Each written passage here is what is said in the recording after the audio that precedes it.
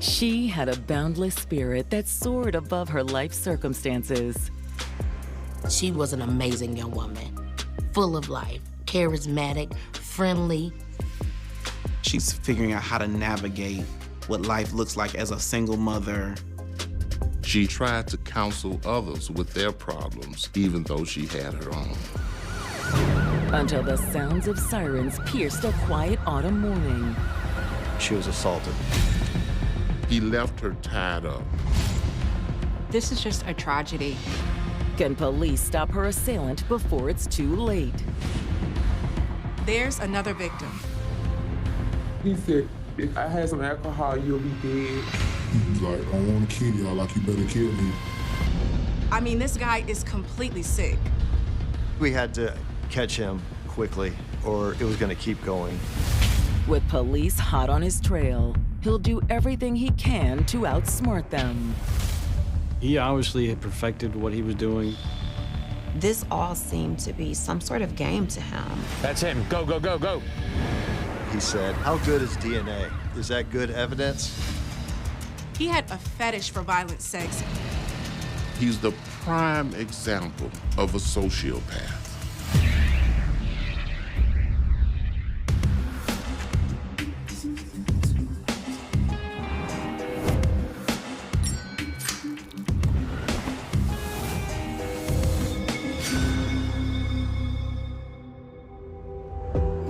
November 18, 2016. The small town of Lithonia, Georgia is buzzing with excitement, getting ready for the Thanksgiving holiday. Lithonia is a city here on the outskirts of Atlanta.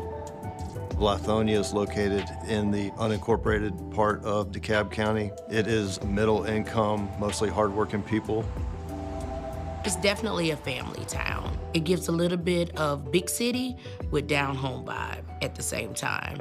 Lots of great eateries, great schools.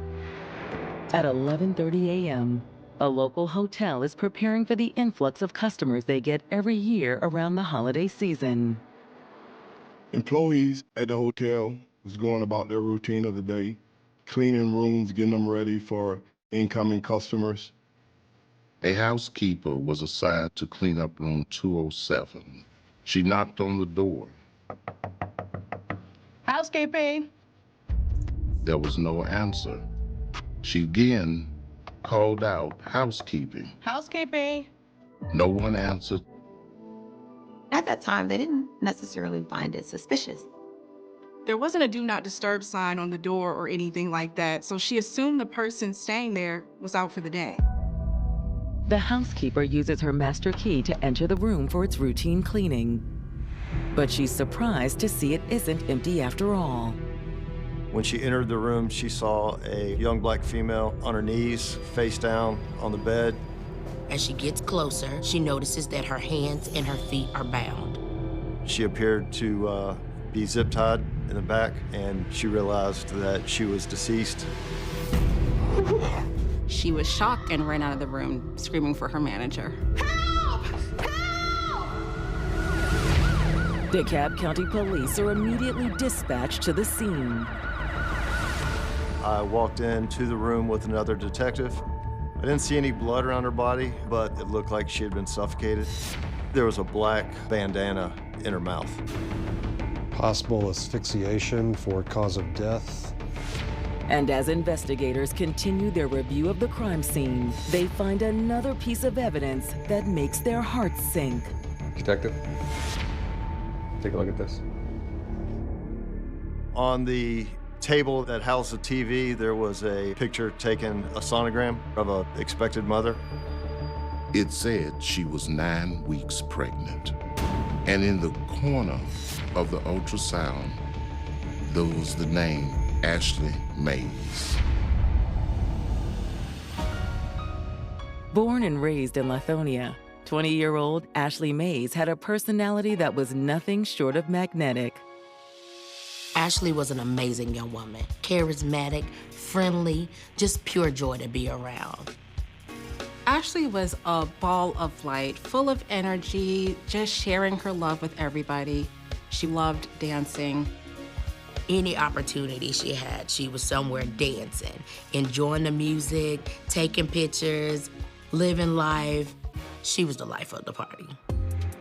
Ashley's good looks and larger-than-life personality meant she didn't have trouble attracting potential boyfriends. Ashley met Stephen McBride in her senior year of high school. They fall hard. They had some pretty heavy feelings very, very quickly, especially for her to be so young. They were really cute together.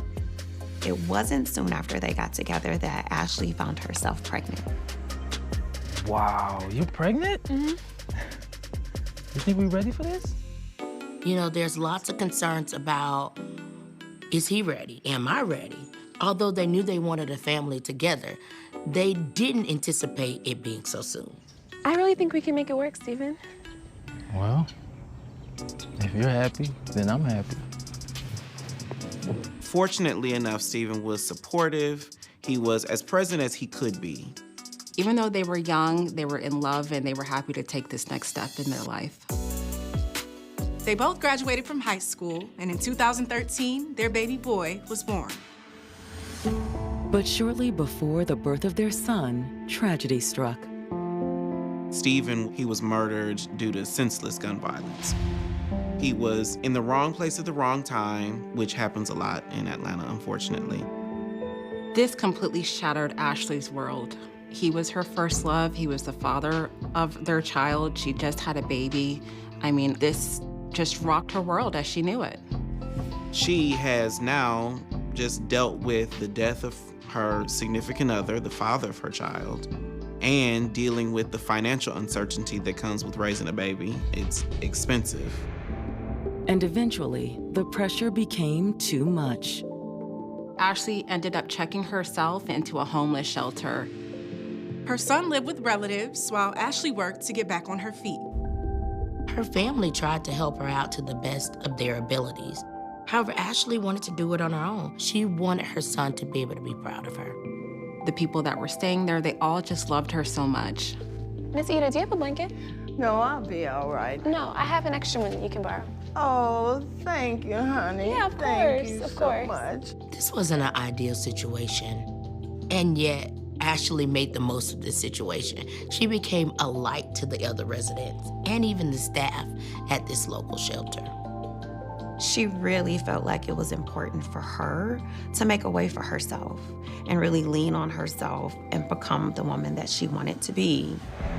So how did Ashley end up dead in a local hotel room? Her positioning and what was done to her was a red flag to me that this was serious. I mean, they're all serious, don't get me wrong about that, but this screamed predator to me.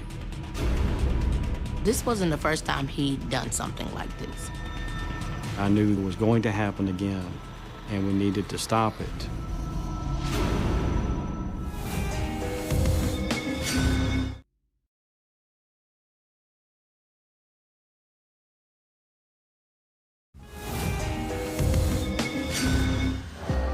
In the fall of 2016, 20-year-old Ashley Mays was still trying to move forward from a tragic loss. The death of her boyfriend, Stephen, took a huge toll on her. He was her first love and the father of her son. In today's society, it's extremely difficult to manage a household with two parents. Ashley was a single parent. There are lots of challenges as it related to income, job, housing, transportation, daycare. After sending her son to stay with relatives, Ashley had moved into a local homeless shelter until she could get back on her feet. While living in the homeless shelter, Ashley was still bringing joy to the other people. But now, Ashley's lifeless body has been discovered tied up in a Lithonia hotel room. It appeared as though she had been suffocated because there was a black bandana still in her throat. According to an ultrasound photo investigators found inside her hotel room, Ashley was 9 weeks pregnant at the time of her death. For her to totally be disregarded and to be used and abused in such a way, it was disheartening. For DeKalb County Police, finding Ashley's killer is a top priority. while CSI was processing the scene. I went down to the manager's office. Excuse me, I was hoping you could show us your security cam footage. Yeah, of course. Just go ahead and come around and I'll show you. Here it is right here. The footage shows Ashley arriving at the hotel around 7 a.m. that morning. They saw Ashley go into the room after checking in, and then a male approached the room. He was a black male, kind of chunky. He had a pair of dark jeans. He had a green jacket with an American flag on the back. He had a beard, and he had gold-rimmed glasses on. They saw the male enter the room and leave approximately 40 minutes later. Nothing about his demeanor said that suspicious activity was happening. He was very calm. The camera shows him leaving through the front parking lot. Then he gets into his car. The only thing that I could tell from the video is that it was a dark color Impala, older model. Can you zoom in on the license plate anymore? That's as far as they can go right there. We could see where the license plate was, but the pixelation would not give us a number on the license plate. Investigators' new priority is tracking down the driver of the dark-colored Impala. Thanks so much for your time. We appreciate it. To further their investigation, the detectives now took the description they had of both the person and the car, and they placed it on the media to look out for a dark-colored Impala. As detectives wait for leads to come in, they review the results of Ashley's autopsy report. The medical examiner was able to determine that she was strangled, and that was the cause of her death. They also confirmed that she was indeed 9 weeks pregnant, just as the ultrasound photo described. But that's not the only tragic news the medical examiner discovered. The autopsy report also revealed that sadly Ashley had been raped by her killer. The medical examiner was able to collect the killer's DNA from Ashley's body for testing. Once detectives locate their suspect, they'll be able to see if he's a match. At this point, investigators had to look at whether the father of Ashley's unborn child could have been the same person who did this to her. It sounds awful, but it's not uncommon for fathers to kill the mothers of the unborn baby to avoid having to pay child support. Searching for the identity of the father of Ashley's unborn child, detectives touch base with Ashley's own father to see if he has any information. I asked him to come to the office because I needed to sit down and talk to him. I know this is difficult. Still can't believe that she's gone. Do you have any information about the pregnancy that might help us determine who did this to her? Any information on the father? No, I don't. No one knew who the father was. Not even Ashley. As a homeless woman, Ashley was in a very vulnerable position. Unfortunately, homeless women are often targeted and sexually exploited. Detectives must consider that Ashley's pregnancy wasn't something she chose. Statistically, homeless women are 20% more likely to experience sexual assault. And according to Ashley's father, she had begun working unconventional jobs to obtain the money she needed to get off the streets. She just was so stubborn. She didn't want anybody to help her. She had begun running escort services out of various websites. She didn't have any other forms of income. It's kind of a sad situation. Those allegations raised immediate alarm. Sadly, sex work and sexual violence often go hand in hand. I wasn't happy about it, but what can I do? She was so headstrong and determined. Before detectives end their interview with Ashley's father, they have one more question for him. Do you happen to recognize the man in this photo? No, sir. He had no idea who the man in the surveillance video could be. Thanks for coming in. We'll be in touch. Considering Ashley's involvement in sex work, Detectives begin searching for more information on their victim and her recent contacts. They discover that Ashley's telephone number is actually associated with an account on Backpage.com. Backpage used to be very commonly used to trade sexual favors for money. Could that be why Ashley was at the hotel that fateful night? We knew that she was probably in that room prostituting. Ashley was young and probably didn't realize the danger she was putting herself in by advertising on Backpage. It's one of the worst examples of how the internet is used and how people are preyed upon. There are real fears that this individual already has or will strike again. And what investigators are about to discover will confirm those fears. There's another victim. She lived to tell the tale, barely. He said, if I had some alcohol, you'll be dead.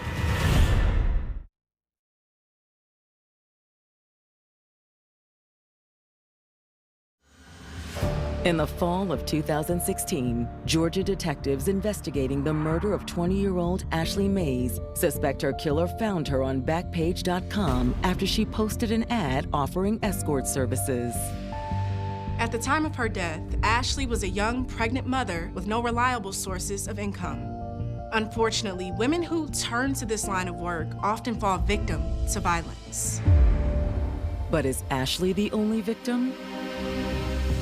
Whoever killed Ashley seemed experienced and came to that hotel with a premeditated plan. Detectives realized that this may not be a first time for this suspect. Detective Schuler. Oh, really?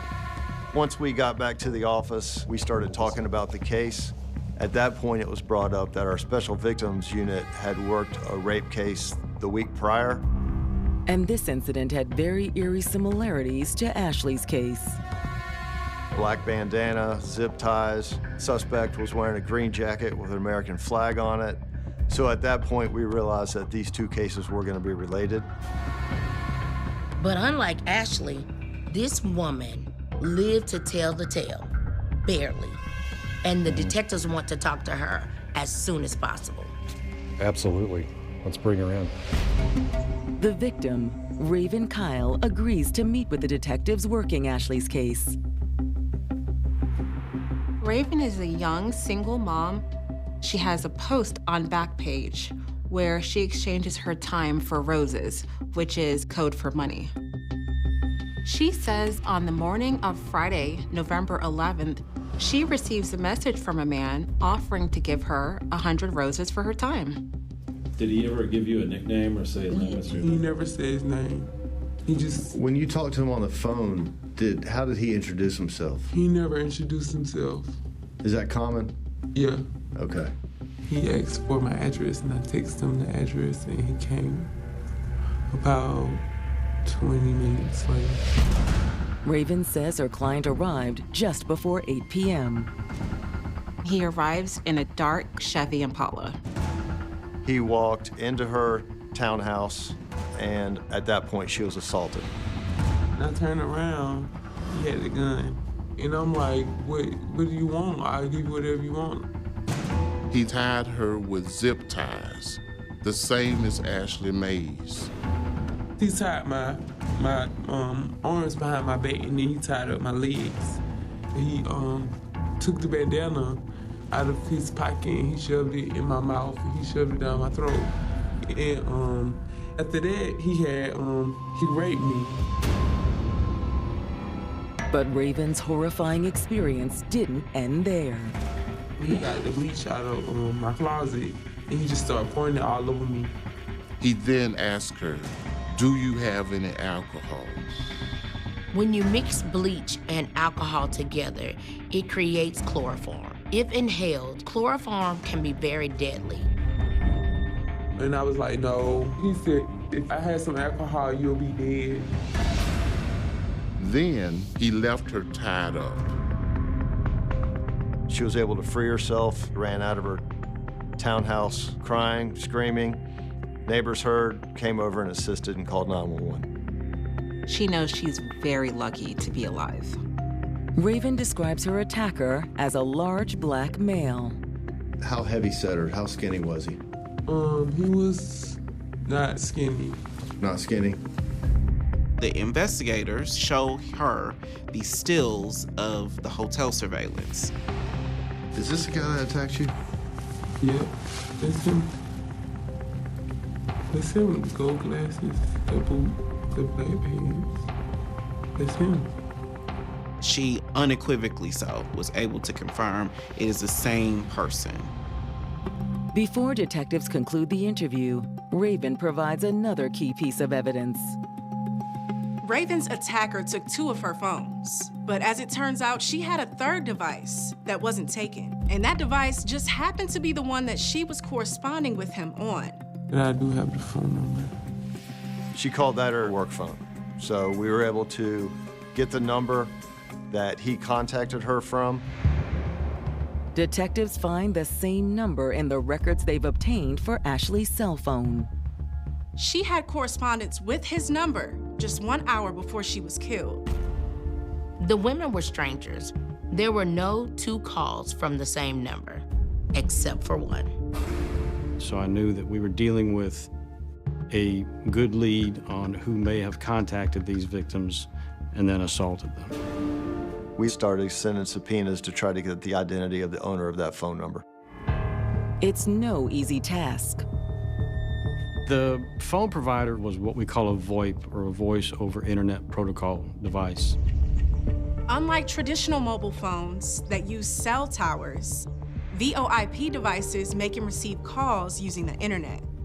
VoIP startup companies can and often go out of business, so users' numbers are frequently sold to other companies. Those accounts usually get handed off several times. So you've got to follow the breadcrumb trail to get to the very last one. Every new account requires another subpoena, and that takes time. Time isn't what authorities have on their side right now. We knew we had to catch him quickly, or it was going to keep going. It was going to keep escalating. But on November 29th, investigators get a promising lead from an unlikely source, a low-level pimp named Corey Collins. This person comes forward with yet another violent story. Usually people that live that lifestyle don't want to have a ton of involvement with the police. Like, I don't want to kill you, like, you better kill me. He understood the significance of what had happened and what may happen again if we don't stop it.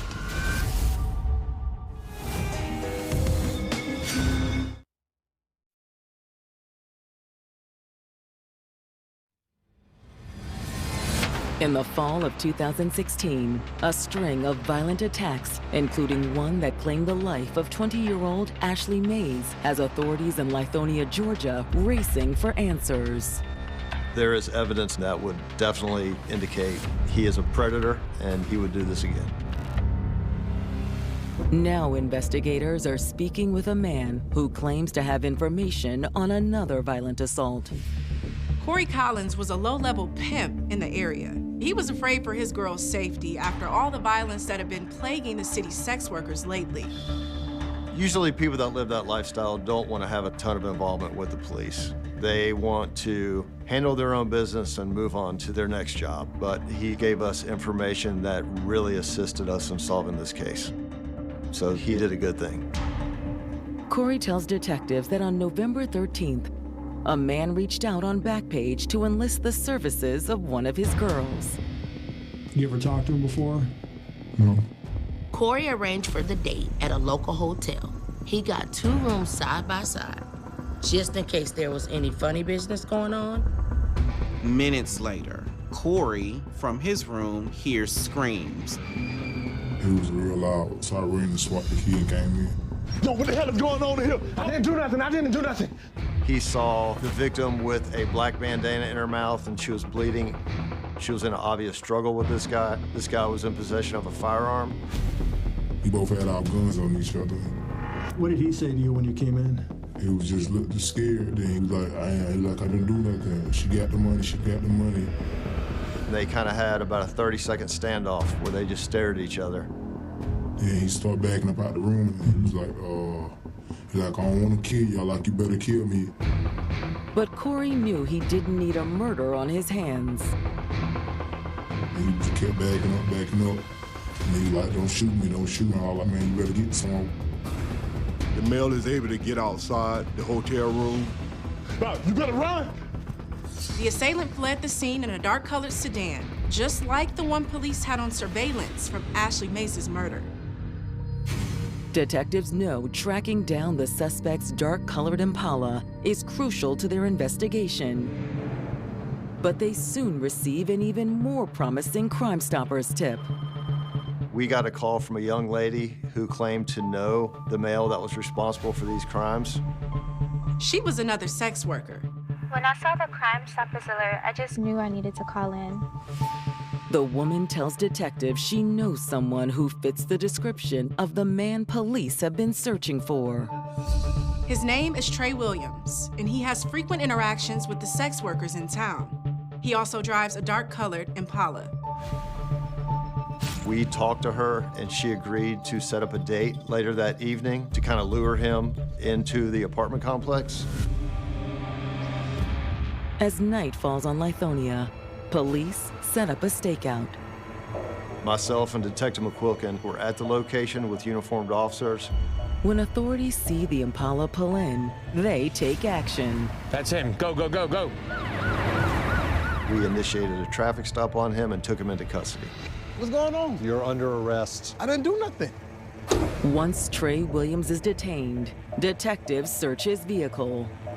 We processed the car first because we were looking for important evidence that we knew was stored in that car. They found a bag full of condoms. We did not find any zip ties or any black bandanas, but we did find personal information on various prostitutes in the area. He had actually graded them by service and how much they charged, and he had given them a ranking system. Clearly, this man was interested in having lots of sex. It was disturbing. He had an obsession with these women.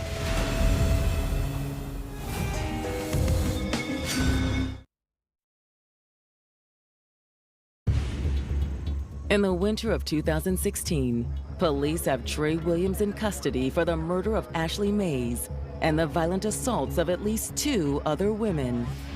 He was an individual who would drive around looking for sex. Inside Trey's vehicle, detectives find a notebook ranking the services of various escorts, as well as their personal information. Surprisingly, Ashley and Raven weren't in the notebook, but dozens of other escorts were. Once we processed his car, we went back to interview him at headquarters. Someone is out there hurting these women. That's what I hear. Well, it's no coincidence you are sitting here. It's not me. Trey says that he is not a violent person and he simply likes to have a good time. When they ask him about Ashley Mays, he denies knowing her or the other girls. I'll admit I'm no saint, but I would never hurt a woman. You got the wrong guy. But detectives are skeptical. They asked him if he would agree to submit DNA samples, and he agreed. Sure, take whatever you want. The officers swabbed him for DNA. They knew the DNA test would soon tell them the full story. But when detectives receive the results of the DNA swab, they're stunned. When they get the DNA results back, Trey is not a match. Trey was not their man. We thought we had the right guy. You get run around a lot, but that was a good false lead. Detectives are now back at square one. That means the success of this case now hinges on their remaining piece of key evidence: the suspect's phone records. If authorities were going to solve this case, they had to find a way to identify the person that made the calls to these women on an internet phone. After 3 days spent contacting various phone companies, investigators finally get a hit. Oh, you got it? Great. It was Pinger. Pinger Inc. held the records. So I subpoenaed Pinger for the records for that phone number.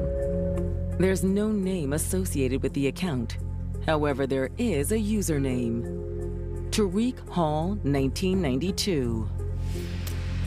Wonderful. Thank you very much.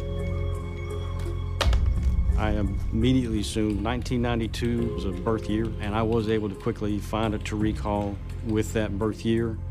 I was also able to find a photograph of Mr. Hall, and when I looked at that photograph and compared it to what I had seen in the video from the hotel, I knew that we had the right person. Detectives learn that Tariq works at a rapid transit company in Metro Atlanta. Tariq Hall was a bus driver for their mobility services. On November 29, 2016, Tariq arrives at work in the same black Chevy Impala police have been searching for. Once he arrived at work, we were able to take him into custody without incident. Inside Tariq's vehicle, police locate a plethora of evidence.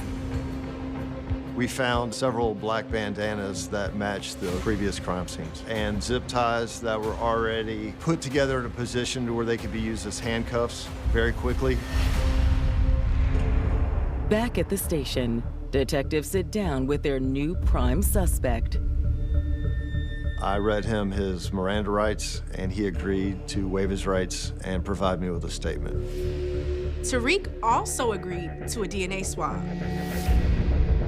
This one right there. Now, understanding the rights that we just talked about, do you want to talk to me about why you're up here?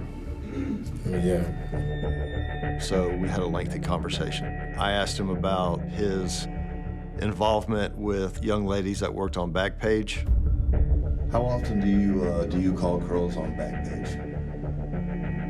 Not that often. When they try to talk to him about the attack on Raven, he says he doesn't know anything about that. He also denied knowing anything about the standoff at the hotel with Corey. It's a long time ago. I can't run back that far. He would not answer any questions in reference to either case that we were talking about. He just had no memory. When detectives mention Ashley's murder, Tariq, again, can't recall a thing. To help jog Tariq's memory, detectives confront him with the hotel surveillance footage. Look at me in the eye and tell me that's not you. You can't do it, man. Tariq took no responsibility, even though the officer showed him his own picture. Tariq was very cool, eerily cool, in the interrogation room. The way you walked into that hotel room and the way you walked out, cool as a cucumber, man. It's like you've done this 100 times.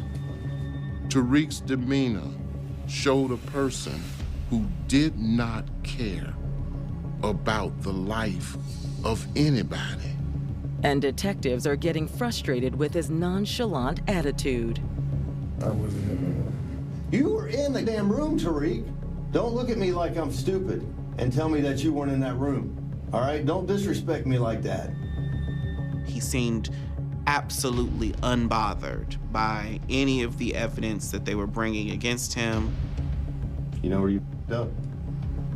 Your cell phone. The email address you used to re-up? Tariq Hall, 1992. Then he just said, I don't want to answer any more questions. I need an attorney. So the interview's over. So, a lawyer. Okay, you need a lawyer? You need one. Trust me, you need one. But when detectives subpoena the contents of Tariq's cell phone, they'll uncover even more chilling evidence against him. I found images of our victim. Tariq's a prime example of a sociopath. This all seemed to be some sort of game to him.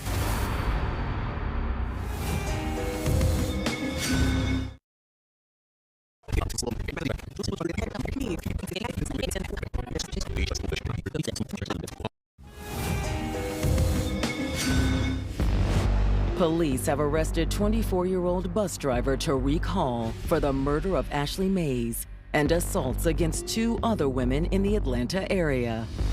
This is someone who is a predator, and from what I could tell, had been at it for a while and was not going to stop. Tariq's cool as a cucumber demeanor, the way he did the whole interview with detectives, just shows that he is a cold-blooded killer who just has no remorse. That's further confirmed when detectives scroll through the camera roll on Tariq's phone. He had actually recorded a video of him watching our Crime Stoppers tip air on the news. When the video closes, the only thing he says is, "I can beat that." Deeper in Tariq's camera roll is something even more chilling. I found images of our victim Mays before and after she was killed. This all seemed to be some sort of game to him, where maybe he even saw these women as being trophies. There is no indication that he would have stopped, and I don't believe he would have. However, the most damning evidence against Tariq is revealed when they compare his DNA with the foreign DNA collected from Ashley's body. The nail in the coffin is results from the DNA test. It's an exact match. There was a 1 in 10 sextillion chance that it was anybody else in the world. That's a big number. Detective Schuler decides to personally inform Tariq of the news. Well, how about this? I just presented the DNA evidence, and Mr. Hall stated at that point, he said, "How good is DNA?" He said, "Is that good evidence?" It's some of the best evidence there is. At that point, I told him that he would never get out of jail because DNA is unbreakable evidence. The DNA evidence is big enough to knock the fight right out of Tariq. Okay. Okay. He called his sister from the jail and said, "Don't worry about selling my car for an attorney. I'm not gonna need one. They got me." Tariq admits he found Ashley on Backpage, and they agreed to meet at the hotel for a rendezvous. Hey, you Ashley? Yeah, you got cash? Yeah. Come on in. Immediately, Tariq brandished a gun, pulled it out. Get on the bed. Well, I don't do all that. Get on the bed!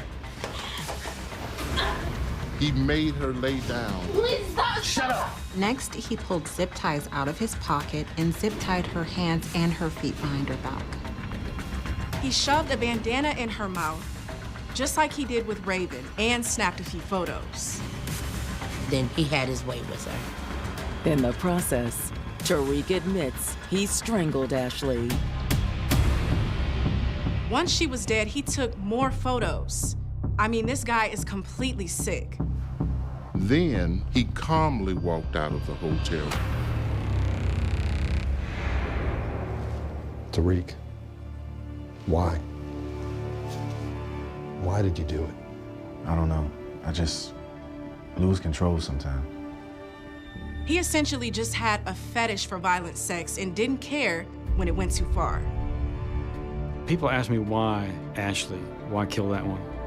And the way that I was told that Ashley was found face down with her head buried in a pillow tells me that Tariq was not going to let Ashley call out or draw attention. Like in the case of Raven, and I think that's why Ashley was the first one he killed that we know of. To be able to get this person off the street before he did it again was incredibly satisfying. On October 4th, 2017, Tariq Hall pleads guilty to murder and rape charges. He did not want to go to trial, so he pled to 2 life sentences without the possibility of parole. 1 life sentence for the murder of Ashley. Another life sentence for the rape of Raven. Mr. Hall will end up dying in jail. He'll never get out. At least this man is not on the streets anymore. He can't harm women. However, the scars from Tariq's actions will remain with his other victims and Ashley's family for a lifetime. Ashley's family has lost the light of their lives. They lost their daughter, their siblings lost an older sister, but most importantly, there's now a young boy who will never know his mom. And Ashley's unborn child, who was taken too soon. It is my hope that Ashley's legacy will live on, that her story will help deter other young women from participating in some of the dangers in some of these dating websites. Ladies, be careful. There are other ways to make money. Do not put yourself in a vulnerable position where someone can take your life. Sexual assault is never okay. If you or someone you love has experienced sexual assault, there is help available.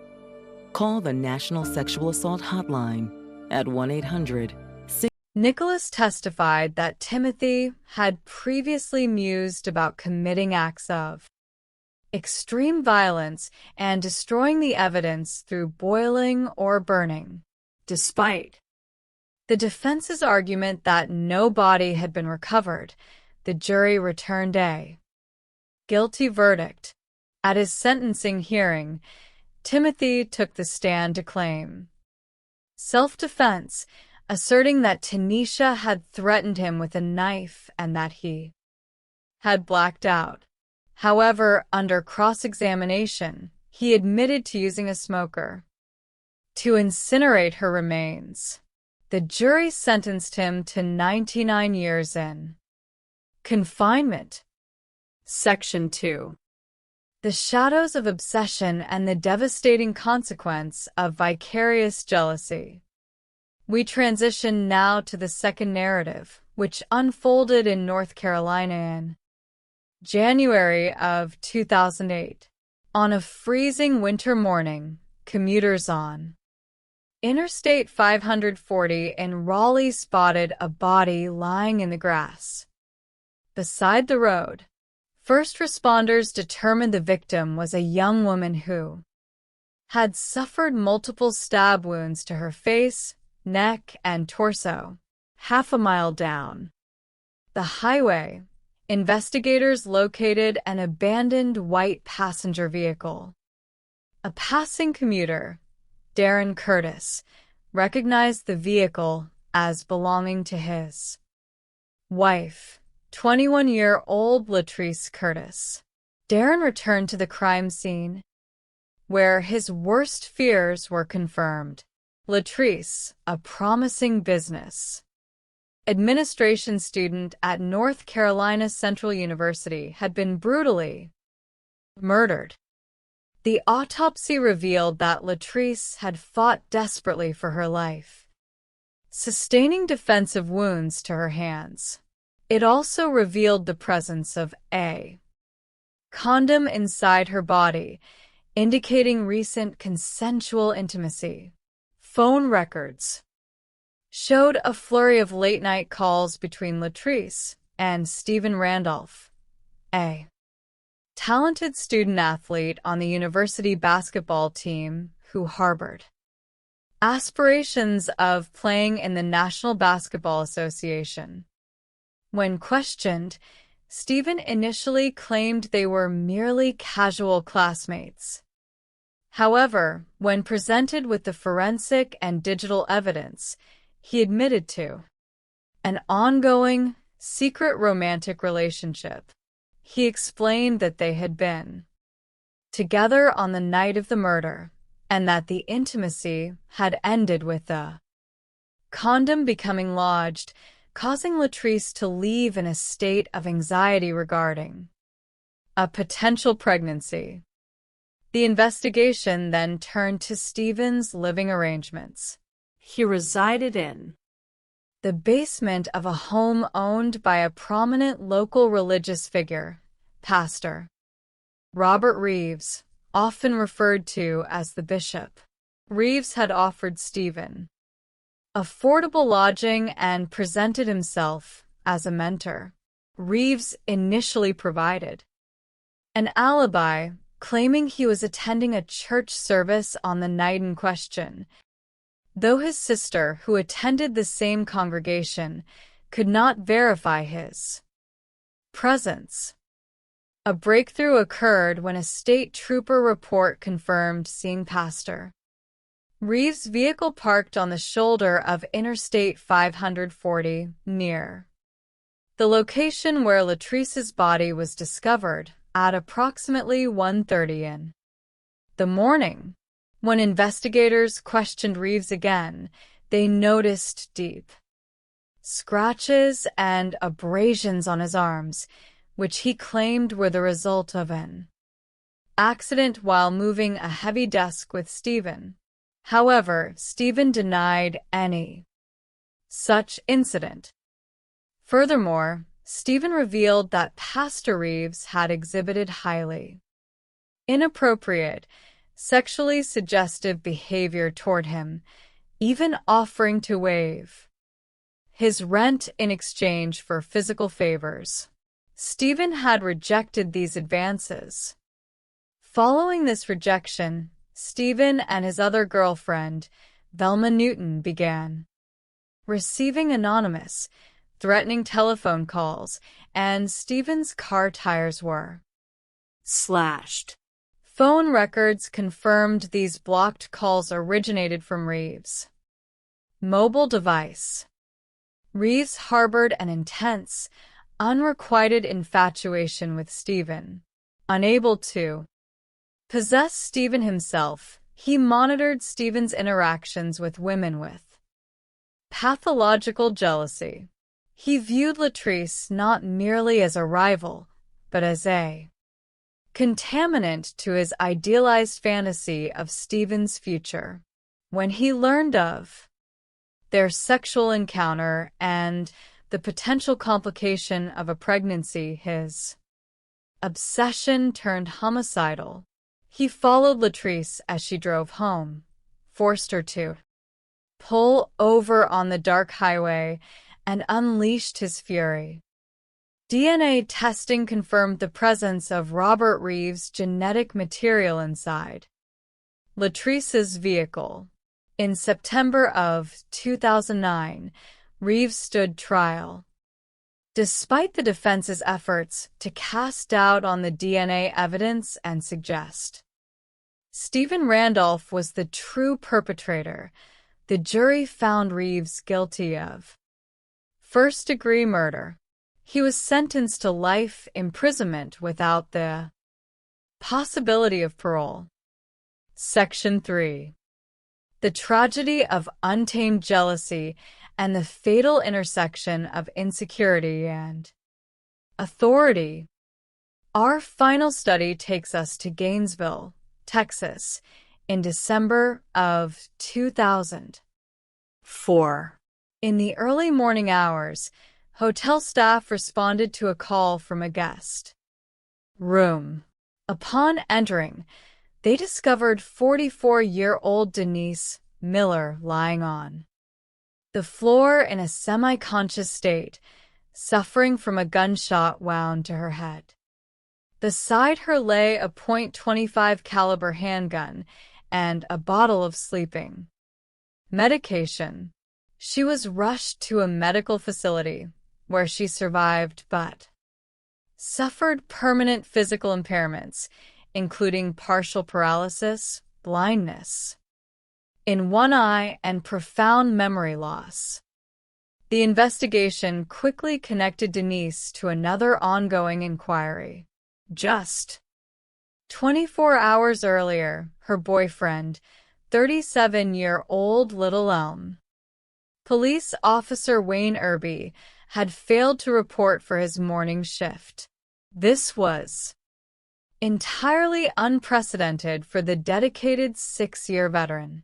When colleagues searched Wayne's former rental property, they discovered his personal items, including his mobile phone, and ultimately found his body.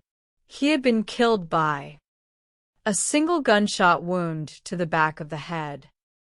Denise was a devoted mother who had moved to the area to start anew after a divorce. Her relationship with Wayne was characterized by intense passion but Plagued by her severe jealousy, she frequently suspected him of infidelity. A. Suspicion exacerbated by his outgoing personality and his popularity within the community. This insecurity led to a highly volatile dynamic, including a previous physical altercation in 2003 that resulted in police intervention, though charges were ultimately dropped. In the days preceding the tragedy, Wayne had decided to end the relationship permanently and move out of their shared home. This decision proved to be the catalyst for the final confrontation. Investigators, searching their residence, discovered a series of handwritten notes from Denise.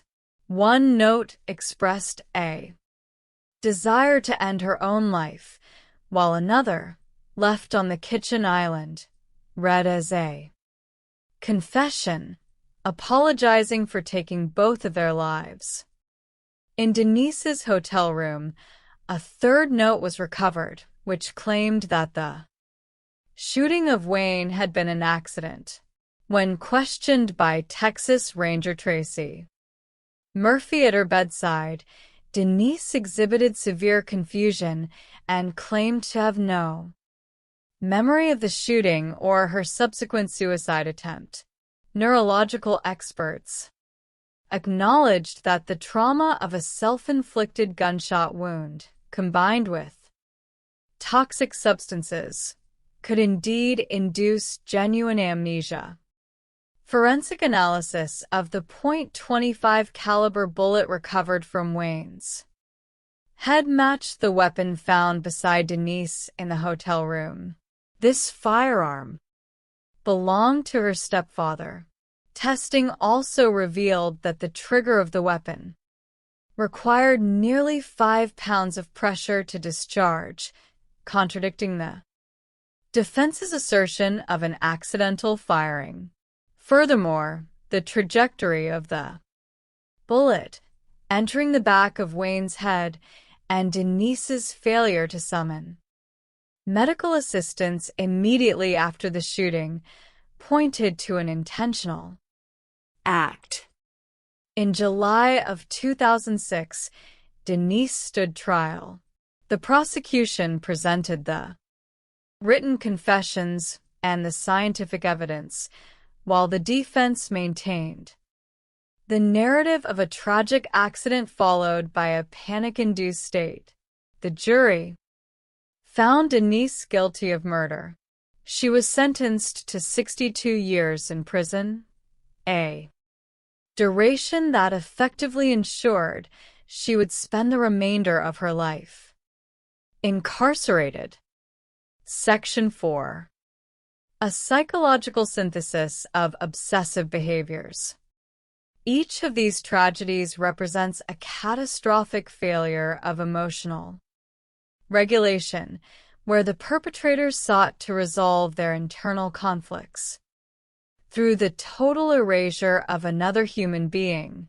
In the first case, Timothy Shepard viewed Tanisha Stewart not as an independent partner, but as an extension of his own ego. Her pursuit of higher education and a broader social circle threatened his fragile sense of dominance, leading him to commit an act of extreme cruelty and attempt a horrific cover-up. In the second case, Robert Reeves projected his repressed desires onto Stephen Randolph, transforming a young student into the center of his pathological universe. Latrice Curtis became the scapegoat for Reeves' own inability to achieve the intimacy he craved, resulting in a savage and misplaced act of violence on a dark highway. In the third case, Denise Miller's deep-seated fear of abandonment and chronic insecurity drove her to monitor and control Wayne Irby. When Wayne attempted to assert his autonomy by leaving, her psychological distress culminated in a fatal decision, followed by a desperate and nearly successful attempt to escape the consequences through self-destruction.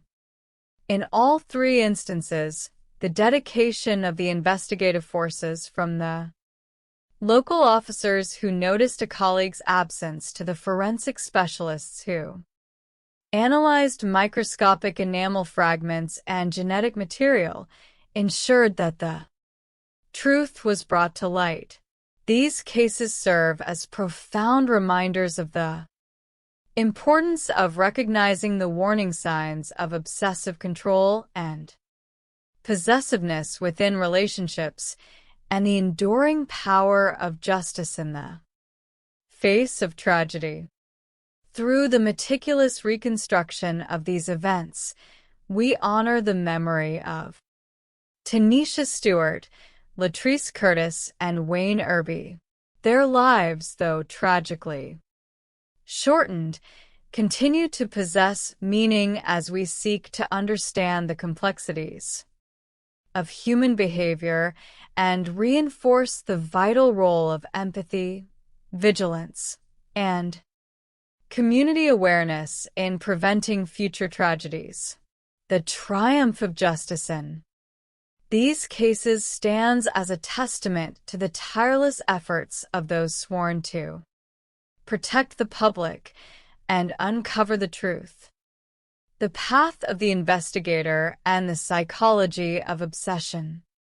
The tragic convergence in Little Elm.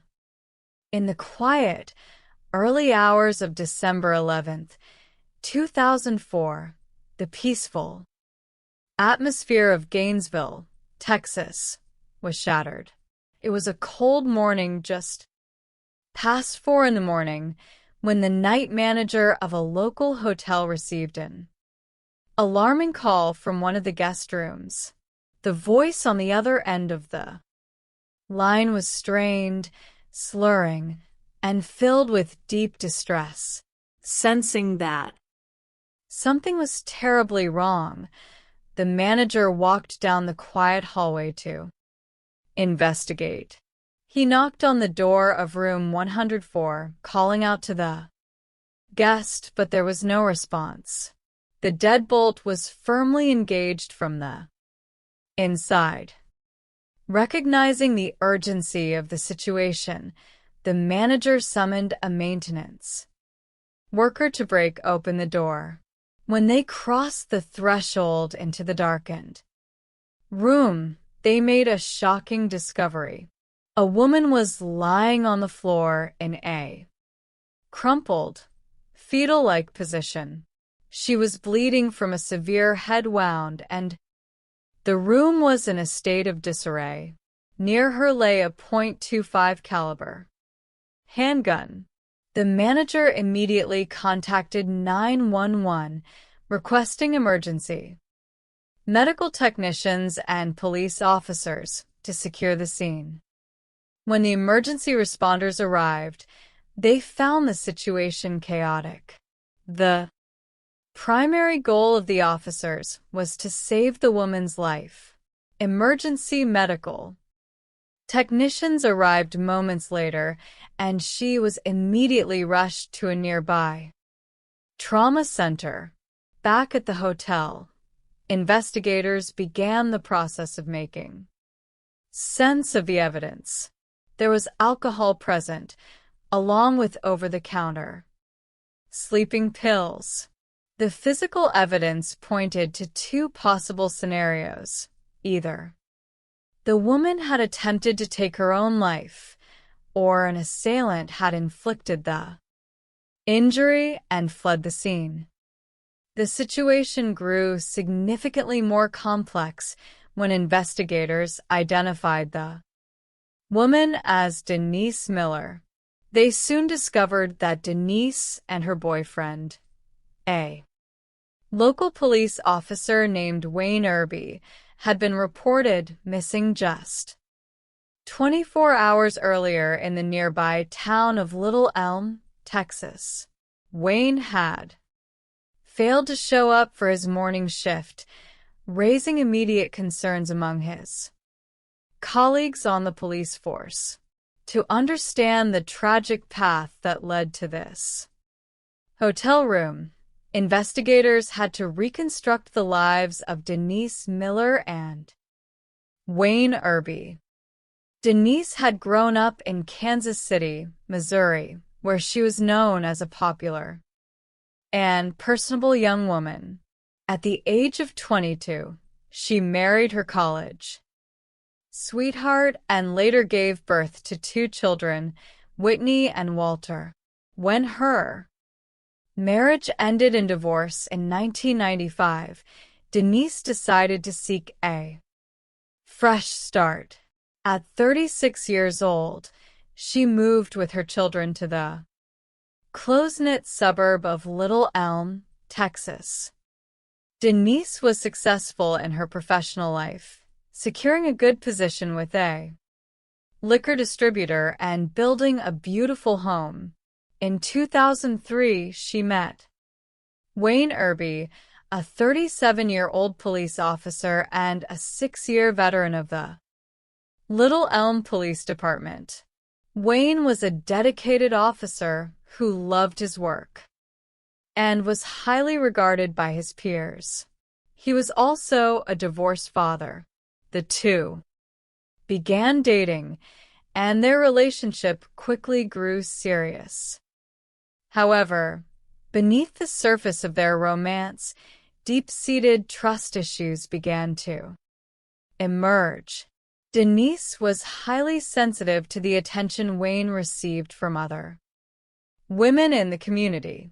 She frequently confronted him with accusations of infidelity, which Wayne denied, although they attempted to resolve their conflicts and eventually purchased a home together in 2004. The strain was too great. Wayne decided to separate and moved into a rental home across town. When Denise unexpectedly lost her job in November of that year, Wayne felt a sense of responsibility and decided to reconcile with her to ensure she and the children had a stable home. But the reconciliation was brief. On December 9th, 2004, Wayne decided to end the relationship permanently. On the morning of December 10th, 2004, Wayne did not report for his 6 in the morning shift. His partner, Jerry Walker, and fellow officer Cynthia Medrano became deeply concerned.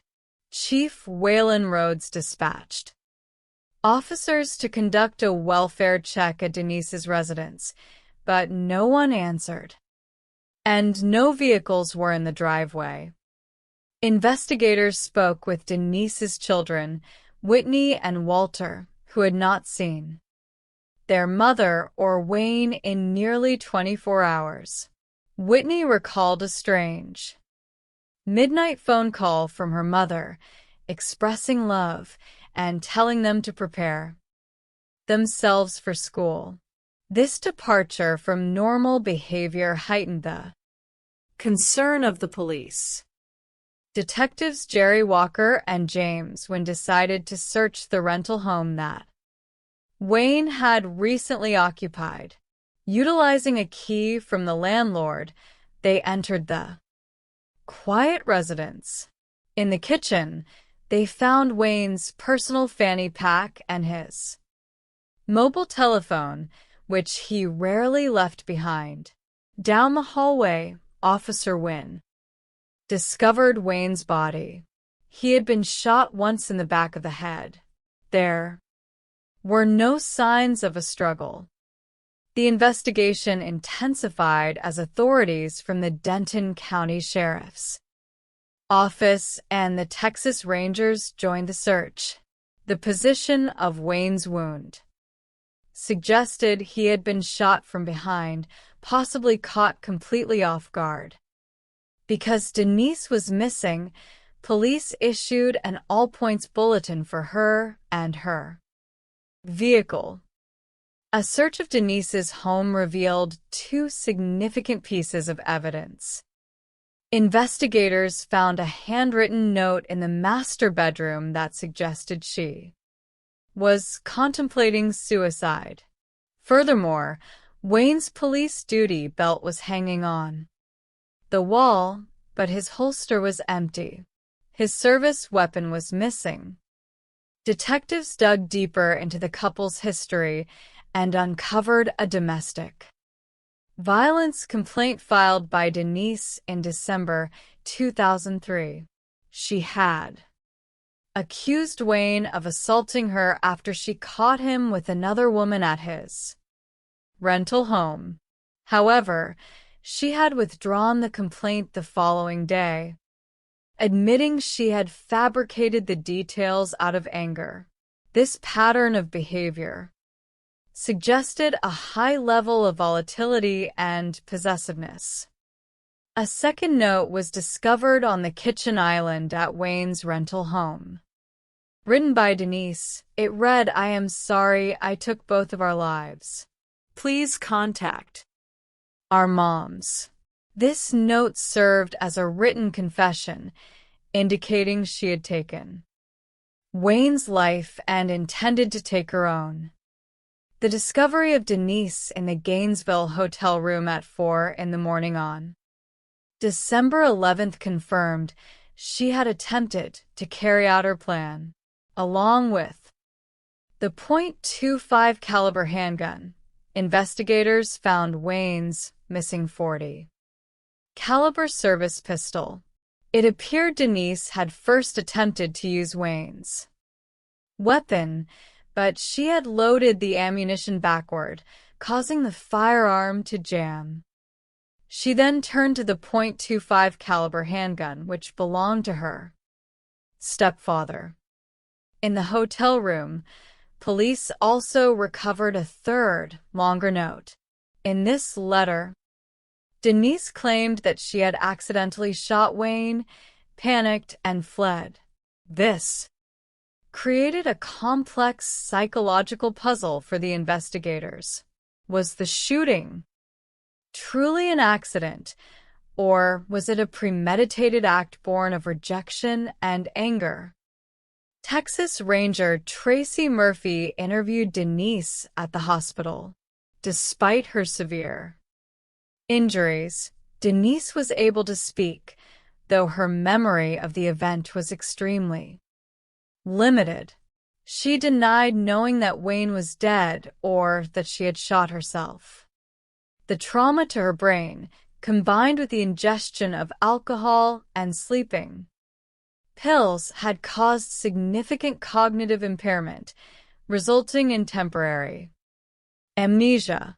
When she awoke the following morning, she was paralyzed on one side of her body and blind in one eye. On January 18, 2005, police officially charged Denise Miller with first-degree murder.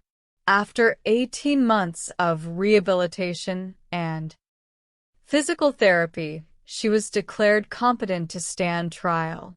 Her trial commenced on July 10, 2006, at the Denton County Courthouse. The defense argued that the shooting was an accident, citing her final note as a dying declaration written in a moment of extreme distress. They also argued that the weapon was not fully loaded, which they claimed was inconsistent with premeditation. However, the prosecution presented powerful scientific evidence. The state crime lab had tested the trigger of the .25 caliber handgun and determined that it required 4.5 to 5 pounds of pressure to discharge. This finding directly contradicted the theory of an accidental touch. Furthermore, the wound was located in the center of the back of Wayne's head, an unlikely trajectory for an accidental shooting. The prosecution also pointed out that Denise did not call for medical assistance after the shooting, but instead wrote a confession and fled the scene. After less than 1 hour of deliberation, the jury returned a verdict of guilty. At the sentencing hearing, the jury spared Denise the death penalty, likely influenced by her severe physical disabilities. Instead, she was sentenced to 62 years in prison, a sentence that effectively ensured she would spend the remainder of her life behind bars. The relentless search in Houston.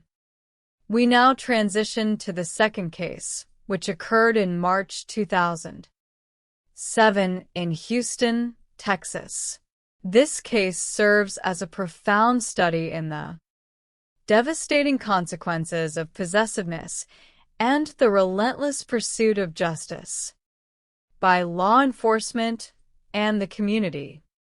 On the afternoon of Wednesday, March 21st, 2007, investigator Sidney Miller and his partner were driving along a highway north of Houston. In the back seat of their vehicle sat 2 passengers who were directing them to a location where they believed a missing 19-year-old woman, Tanisha Stewart, might be found. Tanisha had been missing since March 15th of that year. The investigators were led to an apartment complex and directed to a dumpster in the parking lot. However, when they peered inside, they found it empty. There were no human remains visible. The search for Tanisha would require the detectives to navigate a complex web of relationships, jealousy, and deception.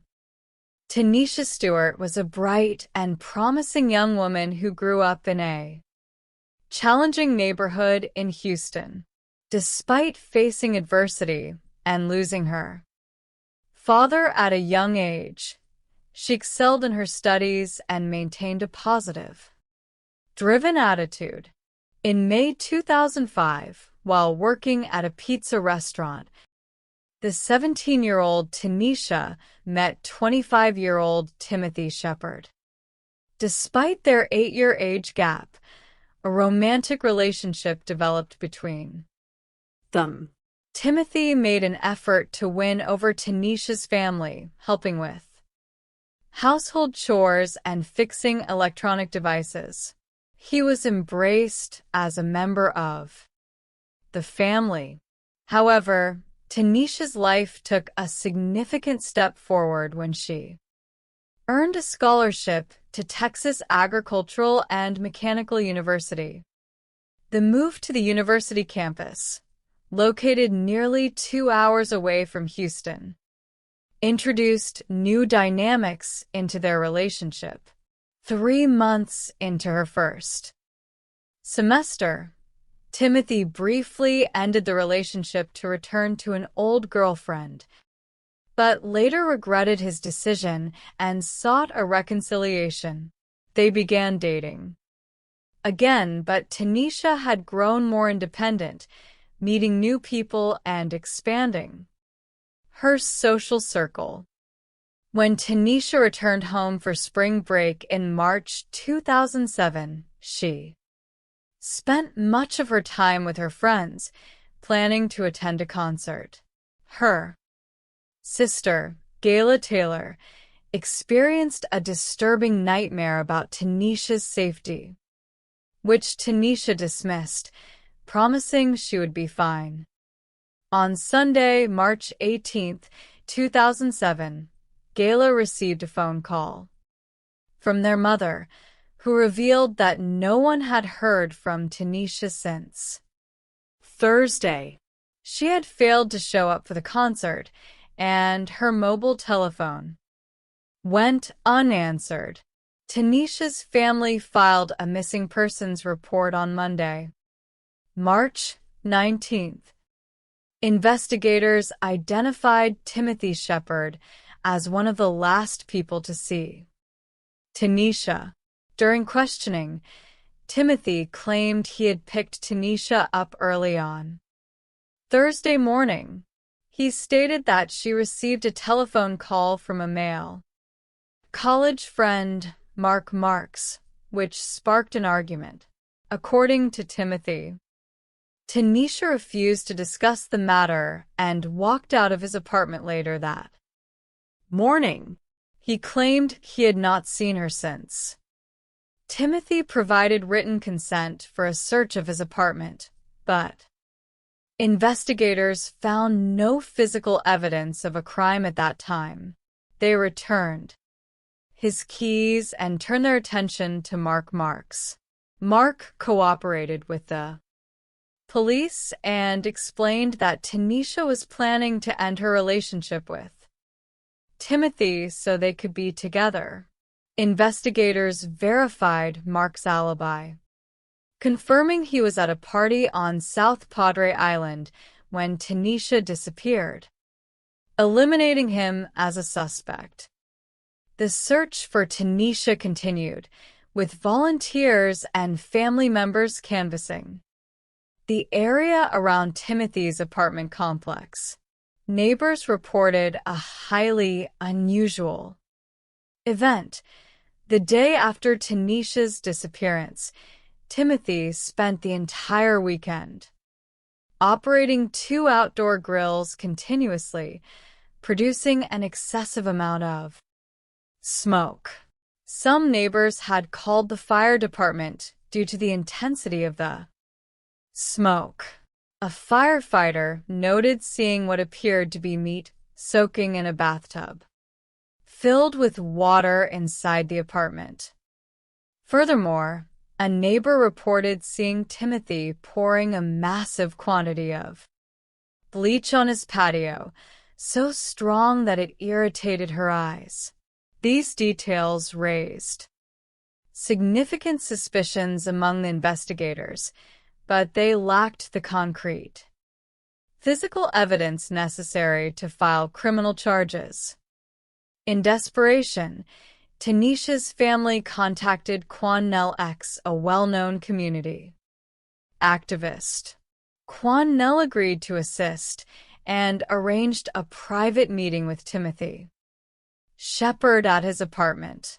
Sensing Timothy's extreme stress, Quan Nell spoke with him privately in the bathroom. Timothy confessed to Quan Nell that he had flown into a jealous rage when Tanisha refused to discuss her relationship with Marks. As she attempted to leave, Timothy attacked her and strangled her to death. Timothy claimed he had disposed of her body in the apartment complex dumpster. Quan Nell immediately contacted investigator Sidney Miller. When police arrived at the dumpster, they discovered it had been emptied recently. A search of the massive landfill was deemed practically impossible due to the sheer volume of waste and the high cost, which would exceed $500,000. Timothy Shepard subsequently exercised his right to legal counsel and refused to speak further. To secure a conviction without a body, the prosecution needed physical evidence. Crime scene investigators conducted a meticulous search of Timothy's apartment. They discovered tiny bone fragments and tooth enamel inside the garbage disposal. The enamel was scientifically matched to Tanisha's teeth. Investigators also recovered charred bone fragments near the outdoor grill.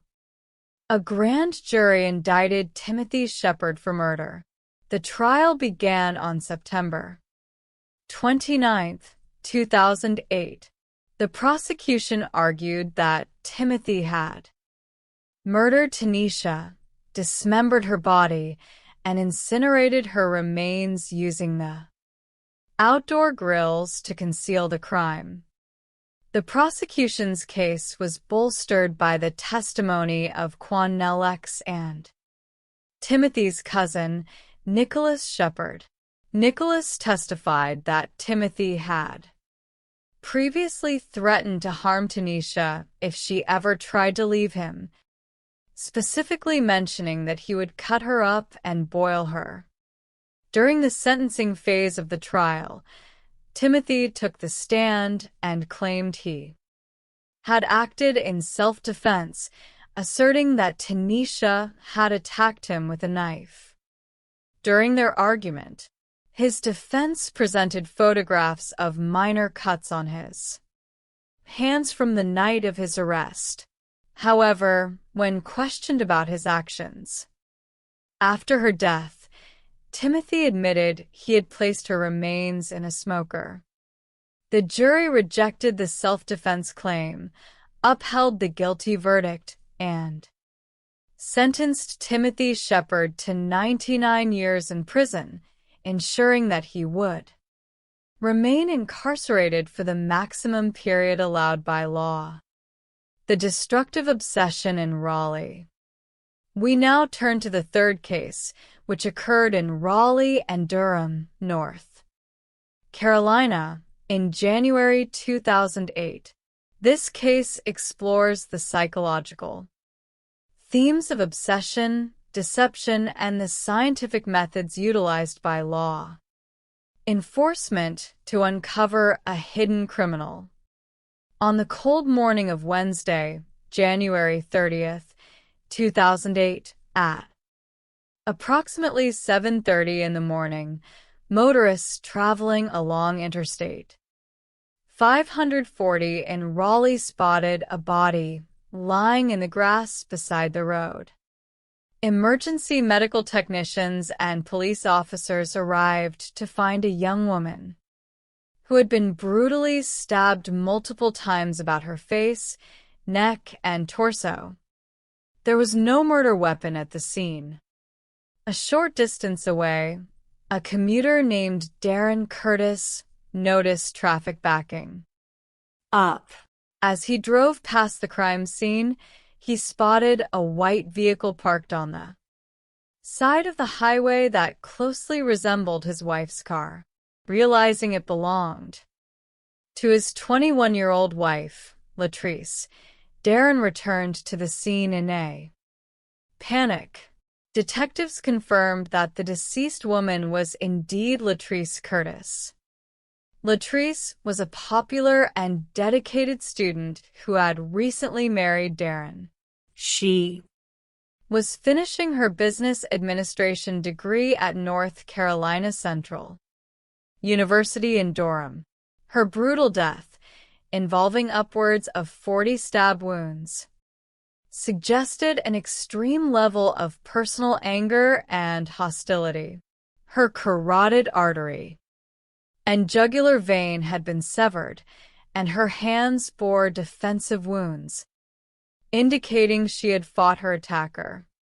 Investigators processed Latrice's abandoned vehicle, finding signs of a struggle and blood on the driver's side door. They also recovered genetic material from the steering wheel. During the autopsy, medical examiners recovered a condom from Latrice's body, indicating she had participated in sexual intercourse recently, though there were no physical injuries suggesting a sexual assault. Subpoenaed phone records revealed that Latrice had made and received numerous telephone calls around midnight on the night of her murder. The calls were traced to a young man named Stephen Randolph, an aspiring professional basketball player who attended the same university. Stephen voluntarily contacted the Wake County Sheriff's Office, accompanied by his roommate, Robert Reeves, a prominent local pastor. During questioning, Stephen admitted he and Latrice had been engaged in a secret sexual affair. He explained that they had used a condom on the night of January 29th, but the condom had become trapped inside her. Latrice left his residence around 10 In the evening, expressing concern about a potential pregnancy, Stephen claimed he then visited his girlfriend, Velma Newton, and had nothing to do with Latrice's murder. Investigators interviewed Pastor Robert Reeves, who lived with Stephen and his sister, Willa May Thorpe. Reeves confirmed that Latrice had visited their home that evening, but claimed he had left for a church service and returned home to find both vehicles gone. He stated that the following morning, Stephen confided in him about the phone calls from Latrice. However, investigators discovered significant discrepancies in the pastor's story. His sister, Willa May, stated she did not see him at the church service he claimed to have attended. Furthermore, detectives noticed deep scratches on Reeves' arms and hands. Reeves claimed he had sustained the injuries when he fell while moving a desk with Stephen, but Stephen denied that any such accident had occurred. Stephen also revealed that Pastor Reeves had recently made inappropriate sexual advances toward him, offering to waive his rent in exchange for sexual favors.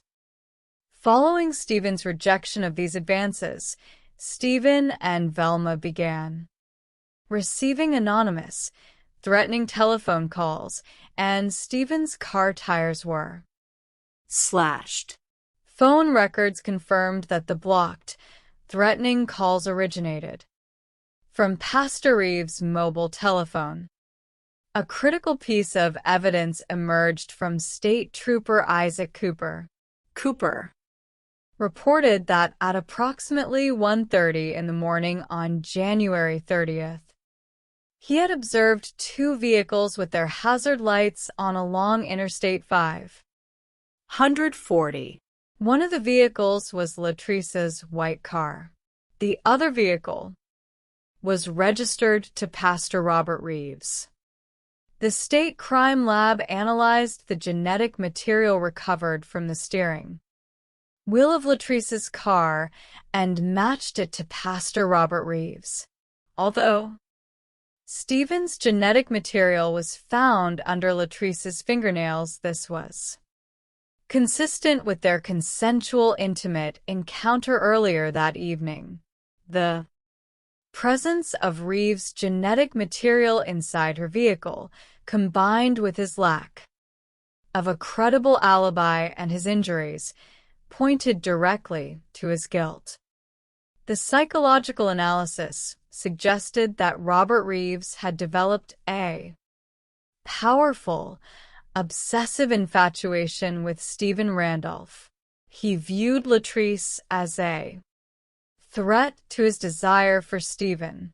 Consumed by jealousy and rejection, Reeves followed Latrice onto the interstate, forced or convinced her to pull over, and carried out a frenzied, violent attack. On February 2nd, 2008, police officially charged Robert Reeves with first-degree murder. His trial began on September 29, 2009. The defense argued that Stephen Randolph was the true perpetrator, suggesting he killed Latrice to protect his professional sports career from an unwanted pregnancy, and argued that Reeves' genetic material could have been transferred indirectly. However, the prosecution presented a cohesive case detailing the pastor's obsession, the threatening phone calls, the trooper's eyewitness testimony, the scratches on his arms, and the extensive genetic evidence. On October 9, 2009, the jury found Robert Reeves guilty of first-degree murder. He was sentenced to life imprisonment without the possibility of parole. Reflections on Justice and Humanity. These three cases offer profound insights into the psychological dynamics of control, possessiveness, and displacement.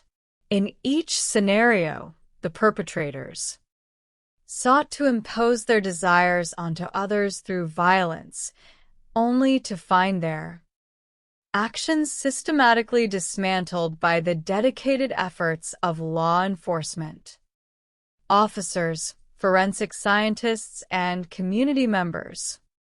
The resolution of these cases underscores the critical importance of meticulous evidence collection, scientific analysis, and the unwavering pursuit of truth. Through the application of modern investigative techniques, ranging from trigger pull analysis and forensic odontology to advanced genetic profiling, the justice system successfully held these individuals accountable for their actions, offering a measure of closure to the families and communities impacted by these tragic events. Introduction. The study of criminal psychology is often a journey through the most hidden corridors of the human heart. To understand why a crime occurs, an analyst must look past the immediate horror of the act and examine the slow, often imperceptible erosion of normal human boundaries. In many cases, the tragedy does not begin with a sudden explosion of violence, but with a quiet shift in perspective, where love curdles into possession, protection becomes control, and admiration transforms into a destructive obsession.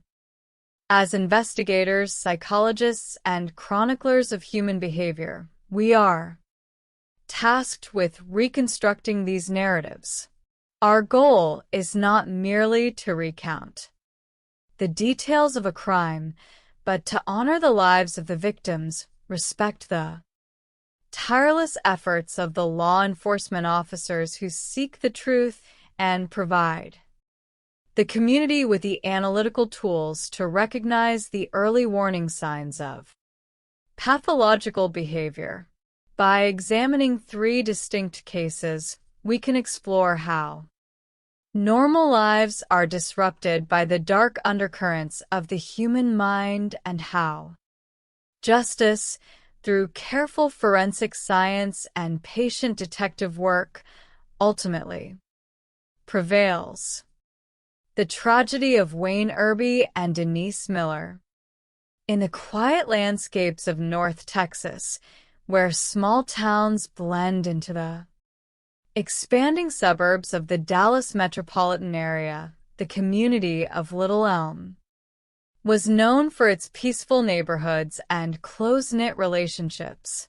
It was a place where residents felt secure and where the local police department was viewed not as a distant authority, but as a protective shield. Among those officers was Wayne Irby, a 37-year-old veteran of the force.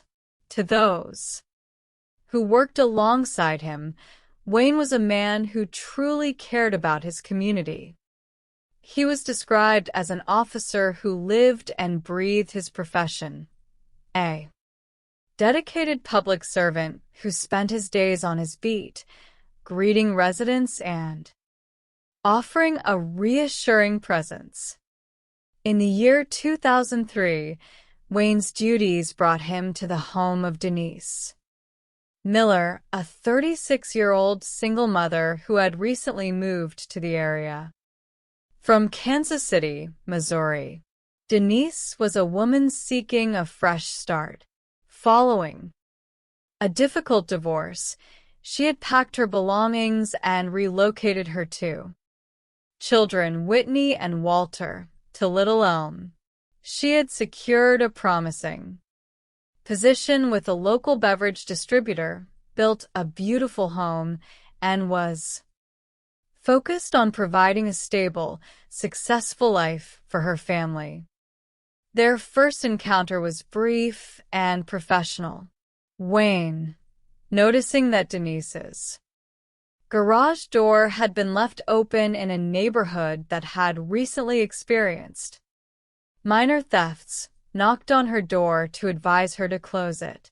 He offered her his business card, a simple gesture of community policing. For Denise, the presence of the tall, confident officer was comforting. For Wayne, the meeting left a lasting impression. It was not long before he returned, this time off duty, to ask her to dinner. The relationship developed rapidly. To Denise's children, Wayne became a welcoming father figure. To the community, they appeared to be a happy, successful family, building a life together in a newly purchased home. Yet, beneath the surface of this seemingly ideal partnership, a destructive psychological dynamic was beginning to take root. Denise's past experiences and personal insecurities began to manifest as an intense, protective jealousy. In her mind, Wayne's natural friendliness and charisma on his police beat were viewed with suspicion. She began to suspect that his interactions with other women in the community were inappropriate. Wayne denied these accusations, but the seed of doubt had been planted in Denise's mind. Psychological analysis suggests that when a person suffers from a profound fear of abandonment, any perceived threat to their relationship can trigger an extreme emotional response. Rather than addressing these fears through open communication, the individual may resort to monitoring, control, and constant confrontation. By the winter of 2003, the tension reached a critical point.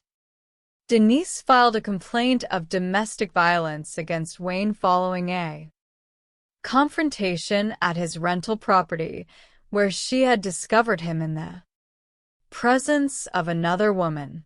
The physical evidence from that encounter, however, suggested a different story.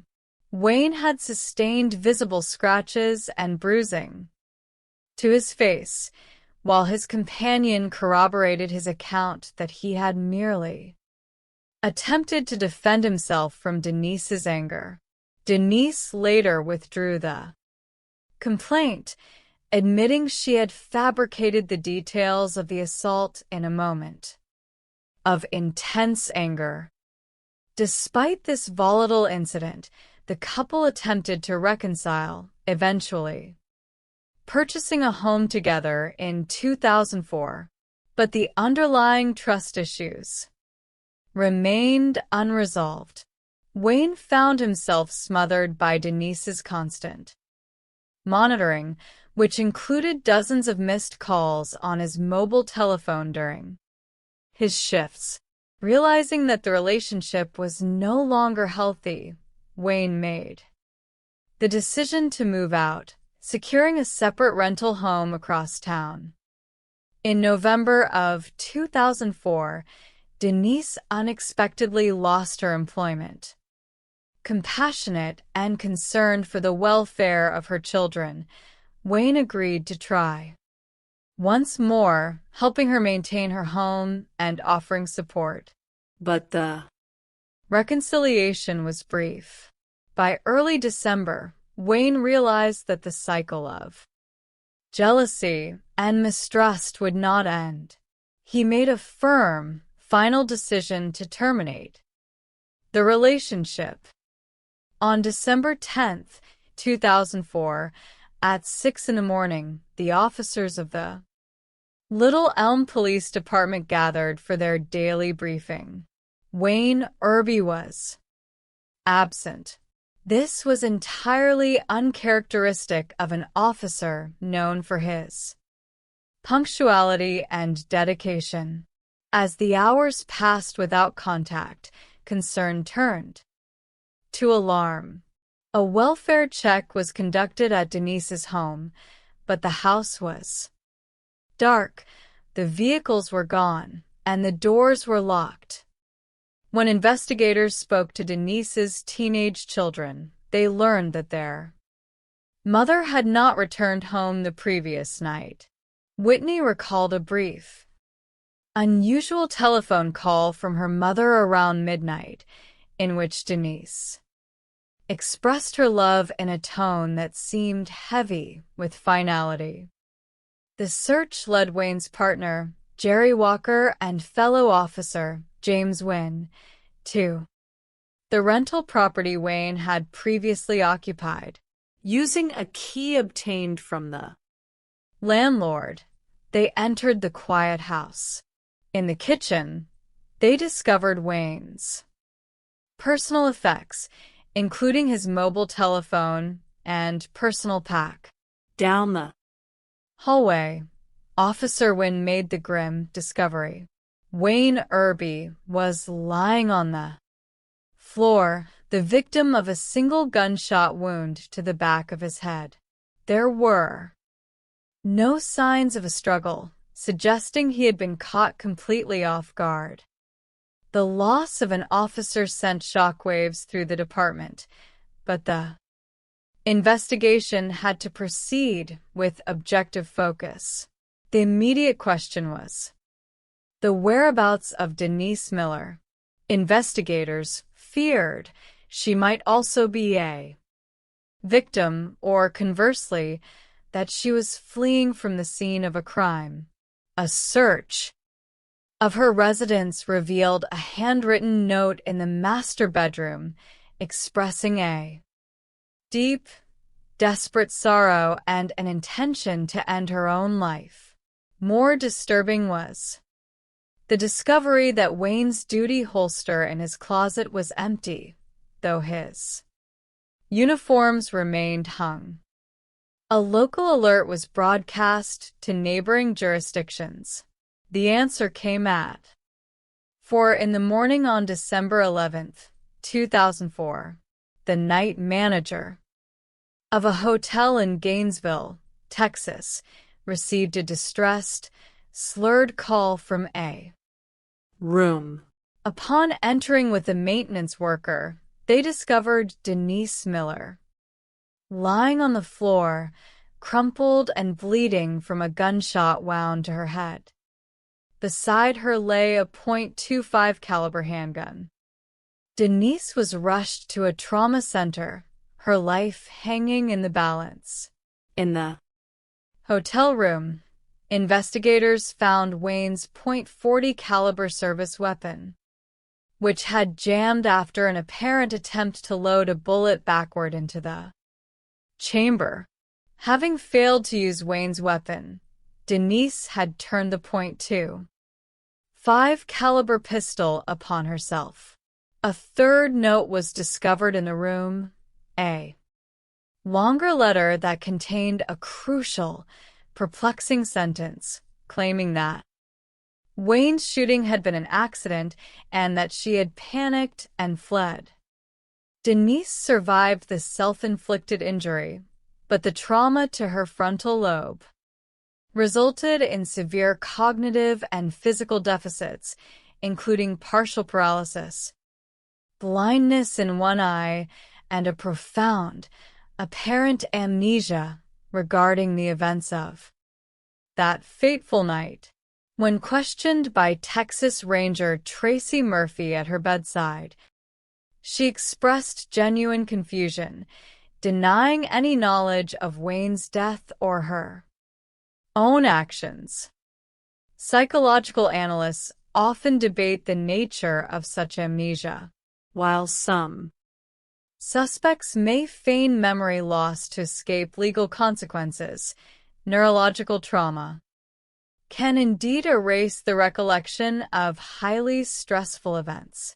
The human brain in an effort to protect itself from overwhelming guilt and trauma, may shut down the pathways associated with the event, regardless of whether her memory loss was psychological or neurological. The physical evidence spoke clearly. Forensic examination of the .25 caliber handgun revealed that the bullet recovered from Wayne's head matched the weapon found beside Denise. Furthermore, tests on the handgun's trigger mechanism showed that it required 4.5 to 5 pounds of pressure to discharge. This finding effectively dismantled the defense's claim of an accidental shooting. As such, pressure requires a deliberate, conscious pull of the trigger. The location of the wound at the back of Wayne's head further supported the prosecution's theory of a deliberate surprise attack. In July of 2006, Denise Miller, confined to a wheelchair and appearing frail, stood trial in the Denton County Courthouse. The prosecution urged the jury to look past her physical limitations and focus on her actions. After a brief deliberation of less than 1 hour, the jury returned a verdict of guilty of first-degree murder.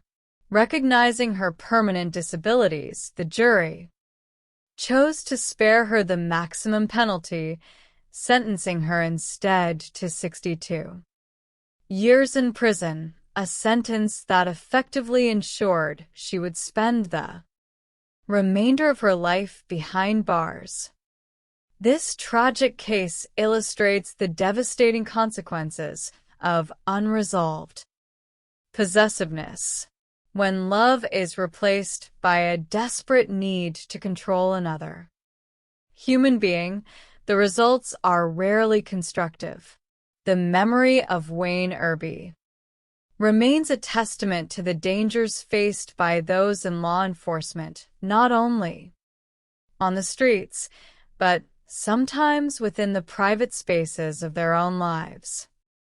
The shadow of possession. The case of Tanisha Stewart.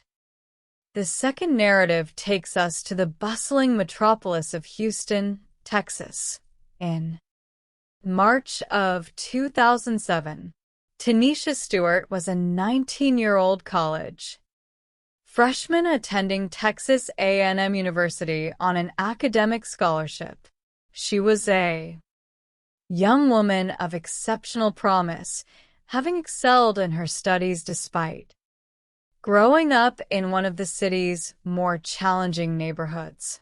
Tanisha was known for her bright smile, her independent spirit, and her determination to build a successful future. During her late teenage years, while working at a local pizza restaurant, Tanisha met Timothy Shepard, a man 8 years her senior. Timothy was drawn to Tanisha's intelligence and beauty, and after persistent invitations, they began dating. To Tanisha's family, Timothy initially seemed to be a supportive, helpful presence. He assisted around the house, repaired electronic equipment, and was embraced by Tanisha's mother and siblings. However, as Tanisha transitioned from high school to university life, the dynamic of their relationship began to change. Her enrollment at Texas A&M University, located nearly 2 hours away from Houston, represented a significant step toward her independence. While Tanisha sought to maintain her relationship with Timothy, she was also exposed to new academic challenges, social circles, and perspectives. For Timothy, this independence was viewed not as an achievement to be celebrated, but as a threat to his control. Psychological profiles of possessive Partners often reveal an inability to tolerate the growth and autonomy of their significant other. As the partner expands their world, the controlling individual experiences a profound sense of insecurity, which they attempt to combat through increased monitoring, harassment, and demands for attention. During her first semester, the relationship experienced numerous disruptions. Timothy briefly ended the relationship to pursue an old acquaintance, only to regret the decision and travel to the university campus to win Tanisha back. Though they resumed dating, the bond had weakened. Tanisha had met a fellow student, Mark Marks, with whom she shared common interests and a mutual attraction. In March of 2007, Tanisha returned to Houston for spring break. While she spent some time with Timothy, she also made plans to attend a concert with her friends and socialized with Mark. On the evening of Thursday, March 15th, Timothy picked Tanisha up from a friend's residence in the early hours of the morning. During the drive back to his apartment, Tanisha received a telephone call from Mark. This call sparked a silent tension that erupted into a confrontation the following morning. When Tanisha failed to attend the scheduled concert and ceased responding to telephone calls from her family, her sister, Gayla Taylor, became deeply concerned. Tanisha was highly responsible and kept in regular contact with her loved ones. By Monday, March 19th, with still no word from her, the family filed a missing persons report with local authorities. Investigators initially approached Timothy Shepard as a routine contact, given that he was one of the last people to see Tanisha alive. Timothy was cooperative, providing a detailed statement in which he claimed that after a brief argument regarding the early morning telephone call, Tanisha had walked out of his apartment on foot and had not been seen since. He voluntarily granted investigators permission to search his apartment, where they found no immediate signs of a struggle or foul play. Detectives then turned their attention to Mark Marks, the young man who had phoned Tanisha. Mark was cooperative and provided a verified alibi, proving he was traveling with friends during the time of Tanisha's disappearance. With Mark cleared, investigators were left with the disturbing possibility that Tanisha had been abducted by a stranger after leaving Timothy's apartment. A search of the wooded areas surrounding Timothy's apartment complex was conducted, utilizing canine units, but yielded no results. Meanwhile, Tanisha's family and community members organized search parties, knocking on doors and speaking with residents. It was during these community inquiries that a series of highly unusual and disturbing reports began to surface.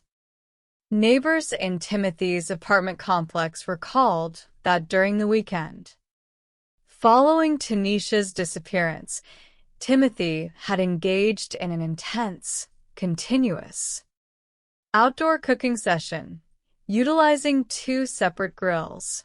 The smoke from these grills was so dense and persistent that neighbors had called the fire department, fearing a structural fire. When first responders arrived, Timothy claimed he was preparing food for a large church gathering, a story that seemed plausible at the time, as firemen observed what appeared to be meat stored in his bathtub. Furthermore, a neighbor reported seeing Timothy scrubbing his outdoor patio with an extraordinary amount of bleach, the fumes of which were strong enough to cause physical discomfort to those nearby. This behavior, combined with reports of previous domestic incidents where Timothy had allegedly threatened and physically harmed Tanisha, forced investigators to reconsider him as their primary suspect. Desperate for answers, Tanisha's family contacted Quannell X, a prominent community activist known for his ability to facilitate communication between law enforcement and citizens. Quannell X contacted Timothy's family, who had also reached out to him, concerned that Timothy was being unfairly targeted by police. Quannell X arranged a private meeting with Timothy in the bathroom of his apartment, a location Timothy chose out of fear that the residents might be monitored. During this intense, emotional conversation, Quannell X urged Timothy to tell the truth, appealing to his conscience and looking him directly in the eyes. It was at this moment that Timothy's defense crumbled. He confessed that during their argument, he had flown into a rage, attacked Tanisha, and strangled her to death. He further claimed he had placed her body in a local apartment dumpster. Quannell X immediately contacted investigator Sidney Miller, and together they transported a distraught Timothy to the location of the dumpster. However, when they arrived, they discovered the container had been recently emptied. The waste had already been transported to a massive regional landfill. Investigators faced the devastating reality that recovering her remains from a landfill of that scale would be an almost impossible task, both financially and logistically. Tanisha's mother, showing remarkable grace and strength, requested that the county not spend hundreds of thousands of dollars on a search that offered little guarantee of success, choosing instead to focus on obtaining justice. Following his arrest, Timothy invoked his right to legal counsel and refused to speak further with investigators. To secure a conviction without a body, the prosecution required irrefutable physical evidence. Crime scene investigators returned to Timothy's apartment with advanced forensic tools. Their meticulous search revealed minute bone fragments and tooth enamel inside the kitchen garbage disposal. DNA analysis confirmed that the enamel belonged to Tanisha. Additionally, charred bone fragments were recovered near the outdoor grill. These findings, combined with Timothy's cousin's testimony that Timothy had previously threatened to dismember and incinerate anyone who tried to leave him, painted a horrific picture of the steps taken to conceal the crime. On September 29, 2008, the trial of Timothy Shepard began. The prosecution presented a compelling circumstantial case, utilizing the forensic evidence from the garbage disposal, the testimony of Quannell X, and the statements of neighbors regarding the smoke and bleach. The defense argued that without a body, there was no absolute proof of a murder, and suggested that Timothy's confession was coerced or unreliable. During the sentencing phase, Timothy took the stand in his own defense, attempting to claim that Tanisha had attacked him with a knife and that he had acted in self-defense, blacking out during the struggle. The jury, however, was not swayed by this attempt to shift blame onto the victim. The physical evidence of the dismemberment and the efforts to destroy her remains spoke of a calculated, cold-blooded effort to evade justice. Timothy Shepard was found guilty of murder and sentenced to 99 years in prison, the maximum sentence allowed. For Tanisha's family, the verdict offered a measure of peace, though the pain of her loss and the horrific nature of her death would remain with them forever. Tanisha's story is a sobering reminder of the lethal potential of domestic control and the importance of recognizing the signs of obsessive possession before they escalate into violence. The twisted path of obsession, the tragedy of Latrice Curtis. The final narrative brings us to Raleigh, North Carolina, in January of 2008. On a cold winter morning, commuters traveling along Interstate 540 noticed a body lying in the grass beside the highway. First, responders arrived to find a young woman who had been brutally and repeatedly stabbed about her face, neck, and torso. The violence of the attack was immediately apparent. Her injuries were extensive, and there were clear defensive wounds on her hands, indicating she had fought desperately for her life. Approximately a half-mile down the highway, investigators located a white sedan, abandoned on the shoulder with its hazard lights flashing.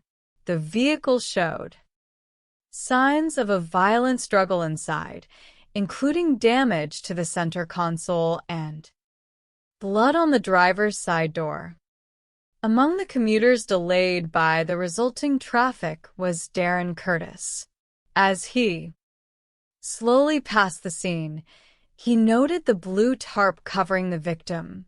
Moments later, he recognized the white sedan parked on the shoulder. It was his wife's car. Overcome with panic, Darren returned to the scene, where investigators confirmed his worst fears. The victim was his 21-year-old wife, Latrice Curtis. Latrice was a promising business administration student at North Carolina Central University. She was described by her family as a vibrant, popular young woman who had always excelled academically. She had married Darren, an accounting student and former National Guard soldier, just 9 months prior.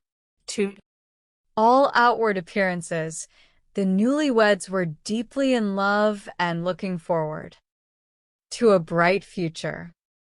The brutality of the crime suggested an intense personal hatred. Investigators noted that Latrice's jewelry and personal belongings had not been taken, ruling out robbery as a motive. In psychological terms, an assault involving dozens of stab wounds is often classified as an overkill phenomenon, typically indicating that the perpetrator possessed a deep emotional connection to, or obsession with, the victim. Darren Curtis was immediately questioned. He explained that the previous evening, Latrice had called him to say she was running late from her classes and planned to get some food before returning home. Darren had gone to sleep around 11:30 at night, assuming she had decided to stay at her parents' house. When he woke the next morning and could not reach her, he departed for work, only to happen upon the crime scene. A physical examination of Darren revealed no cuts, scratches, or bruises that would suggest involvement in a violent struggle. A search of their apartment and his vehicle yielded no evidence.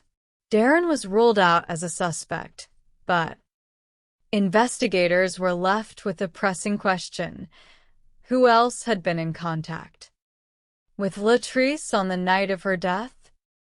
A subpoena of Latrice's mobile telephone records revealed a flurry of calls exchanged around midnight with a number belonging to Stephen Randolph, a popular student and aspiring professional basketball player at North Carolina Central University.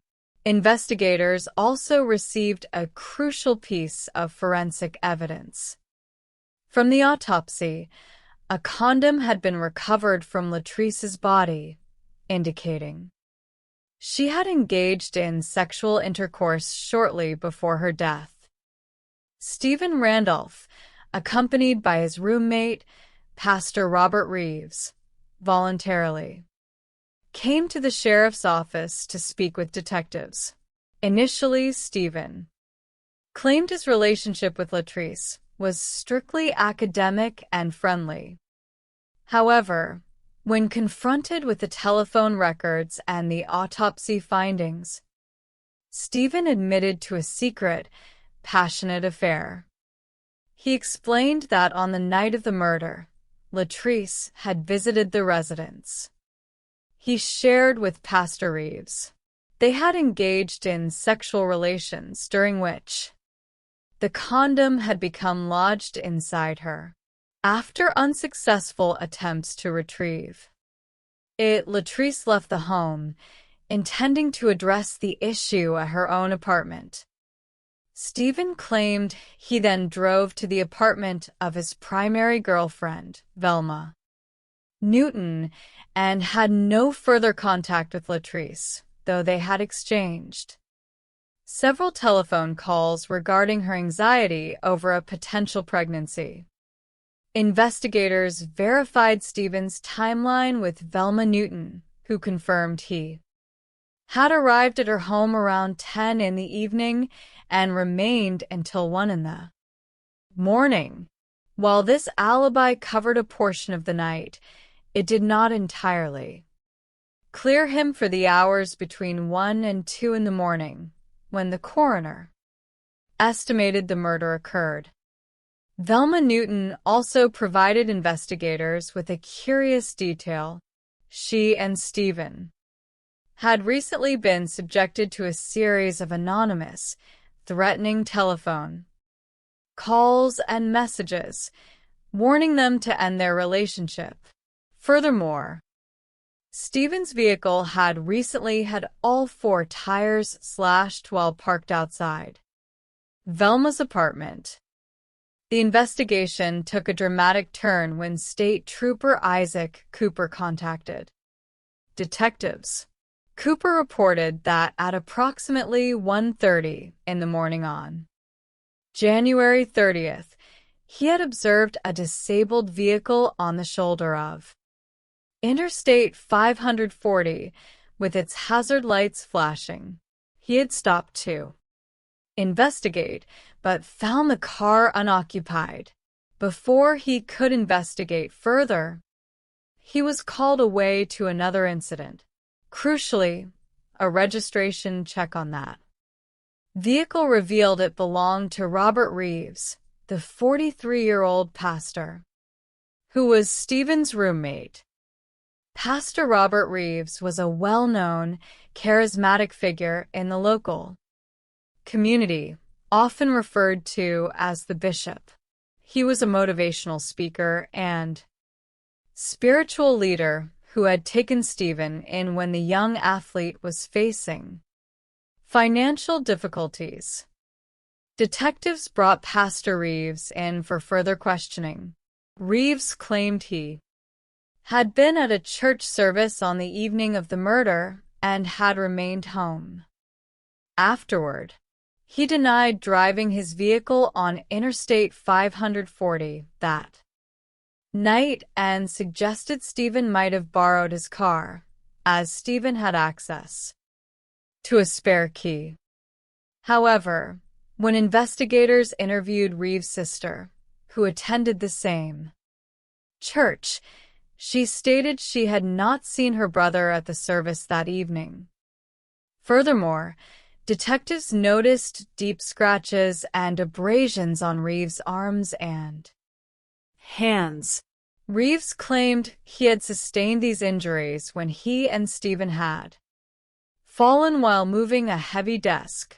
When questioned separately, Stephen denied any such accident had occurred. Reeves agreed to provide a DNA sample. While awaiting the results, detectives spoke again with Stephen, who revealed a highly disturbing dynamic within the household.